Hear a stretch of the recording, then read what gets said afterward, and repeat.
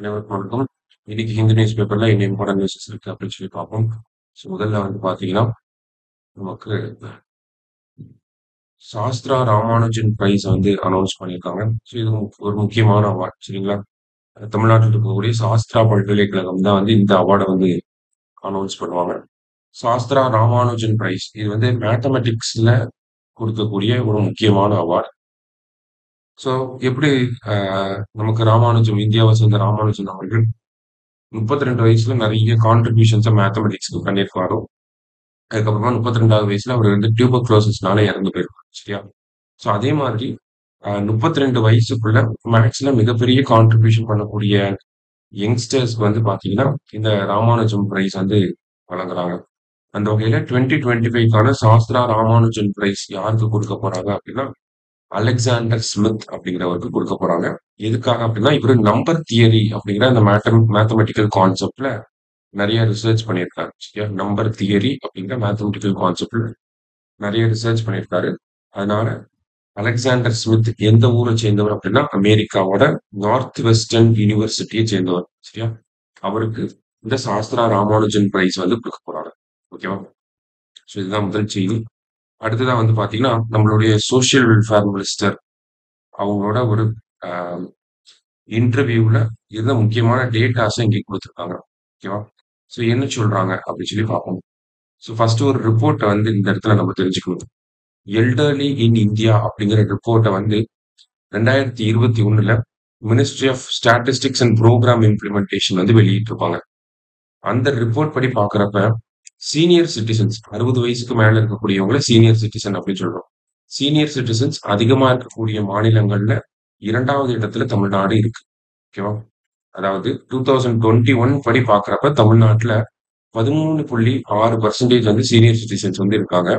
இதுவே 2031ல பார்க்குறப்ப தமிழ்நாட்டுல 18.2% பேர் வந்து சீனியர் சிட்டிசன்ஸா இருப்பாங்க அப்படின்னு சொல்லி இந்த ரிப்போர்ட்ல வந்து நமக்கு கொடுத்துருந்தாங்க. அதன் அடிப்படையில சீனியர் சிட்டிசன் வெல்ஃபேருக்கு கவர்மெண்ட் என்ன பண்ணிருக்கு அப்படின்னு சொல்லி கேட்டிருக்காங்க. இந்த கெரியாட்ரிக் கேர் அப்படின்னா சீனியர் சிட்டிசன் வெல்ஃபேர் அப்படின்னு சொல்லி அர்த்தம். 60 வயசுக்கு மேல இருக்கவங்களுடைய கேர் வந்து நம்ம கெரியாட்ரிக் கேர் அப்படின்னு சொல்லுவோம். அதன் வகையில பாக்குறப்ப தமிழ்நாடு சீனியர் சிட்டிசன்ஸ்க்குன்னு ஒரு பாலிசியை வெளியிட்டிருக்கோம்.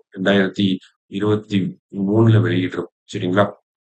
அடுத்தது அன்புச்சோலை மையங்கள் அப்படிங்கிறது இந்த பட்ஜெட்ல சொல்லியிருப்பாங்க. அன்புச்சோலை மையங்கள் அப்படின்னா ஒவ்வொரு 25 கார்பரேஷன் இருக்கு தமிழ்நாட்டுல. 25 கார்பரேஷனுக்கும் ஒரு ஓல்டேஜ் ஹோம் வந்து கொண்டு வர்றதுதான் அன்புச்சோலை மையங்கள் சரிங்களா. ஸோ அந்த மாதிரியான விஷயங்கள்லாம் கெரியாட்ரிக் கேருக்காக நாங்க பண்ணியிருக்கோம் அப்படின்னு சொல்லி சொல்றாங்க. அடுத்ததா பாத்தீங்க அப்படின்னா இந்த சில்ட்ரன் ஹோம்ஸ் இருக்கு இல்லையா. அந்த சில்ட்ரன் ஹோம்ஸ்ல நிறைய பிரச்சனைகள் வருது. அதை சீர்திருத்தத்துக்காக என்ன பண்ணிருக்கீங்க அப்படின்னு கேட்கிறப்ப நிறைய வந்து இன்ஸ்பெக்ஷன்ஸ் வந்து போயிருக்காங்க. மேண்டட்டரி கவுன்சிலிங் செஷன்ஸ் வந்து கண்டக்ட் பண்ணியிருக்காங்க. ஓகேங்களா. ஸோ தட் சில்ட்ரன் வந்து ரெஸ்கியூ பண்ணி அவங்கள சேஃபா பாத்துக்கிறதுக்காக அப்படின்னு சொல்லி. அதே மாதிரி சில்ட்ரன் ஹோம்ஸ்ல இருக்கக்கூடிய குழந்தைகள் பாத்தீங்கன்னா அப்பா அம்மா இல்லாத குழந்தைகளாக தான் இருப்பாங்க சரிங்களா. அந்த மாதிரியான குழந்தைகளுக்காக அன்பு கரங்கள் அப்படிங்கிற திட்டமும் அரசாங்கம் கொண்டு வந்திருக்கு.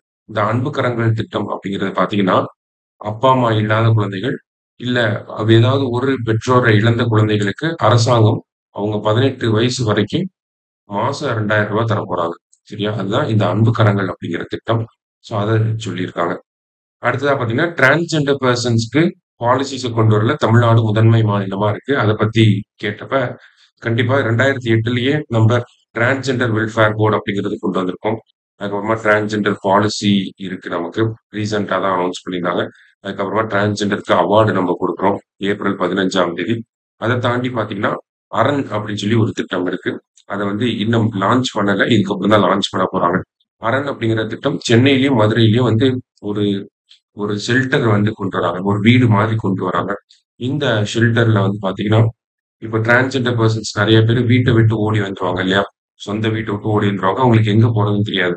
சோ அந்த மாதிரியா வீட்டை விட்டு வெளியே வரவங்க இந்த அரண் அப்படிங்கிற இந்த அரசாங்கத்தினுடைய ஷெல்டருக்கு வந்து அவங்க தங்கிக்கலாம் அப்படிங்கிறத சொல்லியிருக்காங்க சரியா. அடுத்தது தமிழ்நாட்டோட டோட்டல் ஃபெர்டிலிட்டி ரேட் வந்து கம்மியாயிட்டே வருது அப்படிங்கறத சொல்லியிருக்காங்க. அதுக்கு தமிழ்நாட்டோட பார்வை என்ன அப்படின்னு சொல்லி கேட்கிறப்ப தமிழ்நாடு வந்து பாப்புலேஷன் ஸ்டெபிலைசேஷனை வந்து அச்சீவ் பண்ணிட்டோம் நாங்க. அது எதனால அப்படின்னு சொல்லி பாத்தீங்கன்னா நம்ம ஸ்டேட்ல லிட்ரஸி ரேட் அதிகமா இருக்கு. பொதுவா ஜெனரல் அவேர்னஸ் அப்படிங்கிறது அதிகமா இருக்கு. நம்ம எல்லாருமே ஸ்மால் ஃபேமிலி நார்ம்ஸ தான் வந்து ப்ரமோட் பண்றோம். அது இல்லாம கான்ட்ரசெப்டிவ் யூசேஜ் அதிகமா இருக்கு. ஹெல்த் கேர் ஃபெசிலிட்டி வந்து நல்லா இருக்கு. இன்ஸ்டிடியூஷனல் டெலிவரி வந்து இருக்கு. இந்த மாதிரியான காரணங்கள்னால தமிழ்நாட்டுல இந்த டோட்டல் ஃபெர்டிலிட்டி ரேட் அப்படிங்கிறது கம்மியாயிருச்சு. ஒரு தமிழ்நாடு பாப்புலேஷன் இப்ப ஸ்டேபிளா இருக்கு அப்படிங்கிறத சொல்லியிருக்காங்க. அடுத்தது பெண்களுக்கான திட்டங்கள் அப்படின்னு சொல்லி பார்க்குறப்ப, கலைஞர் விமன் கிராண்ட் ஸ்கீம் புதுமை பெண் திட்டங்கள பத்தி பேசியிருக்காங்க. அதுல நமக்கு புதுமை பெண் திட்டம் தெரியும். இந்த கலைஞர் விமன் ரைட்ஸ் கிராண்ட் அப்படிங்கிறது நெறைய பேருக்கு தெரியாது சரிங்களா? ஸோ கலைஞர் உமன் ரைட்ஸ் கிராண்ட்ல என்ன பண்றாங்க அப்படின்னா, ஆண்டு வருமானம் 2,5 லட்சத்துக்கும் கம்மியா இருக்கக்கூடிய பெண்களுக்கு அரசாங்க சைட்ல இருந்து உதவிகள பண்றாங்க. ஓகேவா? ஸோ இந்த மாதிரி அ உங்க சோசியல் வெல்ஃபேர் மினிஸ்டரா இருக்கனால, அது ரிலேட்டடா இருக்கக்கூடிய கேள்விகளுக்கான பதில சொல்லியிருக்காங்க. அரசாங்கம் என்னென்ன நடவடிக்கைகளை எடுக்குறாங்க அப்படிங்கிறத சொல்லியிருக்காங்க. எக்ஸாம் பாயிண்ட் ஆஃப் வியூல நம்ம தெரிஞ்சு வச்சுக்கணும். சரியா? லாஸ்ட்டா பார்த்தீங்க அப்படின்னா, நம்மளோட யுபிஐ யூசேஜ் இருக்கு இல்லையா? இந்த யுபிஐ யூசேஜ் அதிகமா எந்த மாநிலத்தில நடக்குது அப்படிங்கிறத ஆர்பிஐ வந்து வெளியிட்டிருக்காங்க. ஸோ யுபிஐ டிரான்சாக்ஷன் இன்டென்சிட்டில ஃபர்ஸ்ட் ஸ்டேட்டா இருக்கிறது யாருன்னா, தெலுங்கானா. சரியா? இந்த டேட்டாவ மட்டும் தெரிஞ்சுக்கலாம் நம்ம.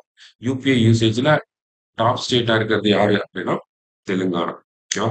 ஸோ இன்னைக்கு நியூஸ் பேப்பர்ல முக்கியமான விஷயங்கள பார்த்துருக்கோம். நன்றி.